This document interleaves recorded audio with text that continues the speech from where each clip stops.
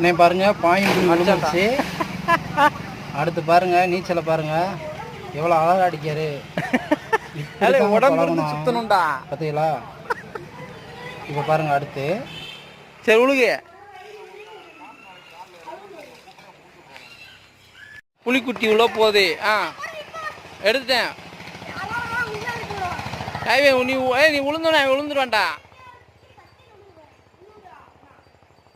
புலிக்குட்டி உழுகுது.